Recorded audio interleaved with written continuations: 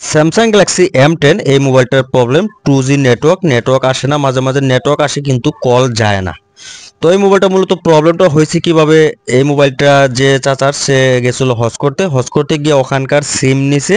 সিম নেওয়ার পর 15-16 ঘন্টা এই মোবাইলটাতে আপনার সৌদি আরবের সিমগুলো ইউজ করার পর মোবাইলটা বন্ধই ছিল মোটামুটি। তো বাংলাদেশে আসার পর যখনই আমাদের বাংলাদেশের গ্রামীণ সিমটা এই মোবাইলে ইন করে, তারপরে দেখা যায় মোবাইলের যে 2G নেটওয়ার্কটা আসতেছে না। তারপরে কিন্তু মোবাইলটা আমার কাছে নিয়ে আসে, আমার কাছে নিয়ে আসার পর আমি এটাকে ভালো করে চেক দিই, দেখতে পেলাম এটার যে 2G নেটওয়ার্কের আইসিতে প্রবলেম। তো এক পর্যায়ে কিন্তু আমি আইসিটা খুলে নিছি, আইসিটা খুলে ফুলফিল চেক দিলাম, চেক দেওয়ার পর দেখলাম আইসিতে প্রবলেম। তারপর দেখেন ভালো করে ক্লিন করে আমি আরেকটা আইসি এখানে বসিয়ে দিলাম।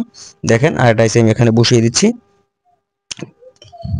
এসিটা বসানোর পর আমি মোবাইলটা ঠান্ডা করে চেক দেবো যে নেটওয়ার্কের সমস্যাটার সমাধান হলো কিনা, আপনাদেরকে প্রুফলি দেখাবো ইনশাল্লাহ। তো দেখেন আইসিটা আমার কিন্তু অলরেডি বসানো শেষ। এখন বুটটা আমি ফিটিং দিব, ফিটিং দিয়ে মোবাইলটা চালু করে দেখবো নেটওয়ার্কের সমস্যার সমাধান হলো কিনা।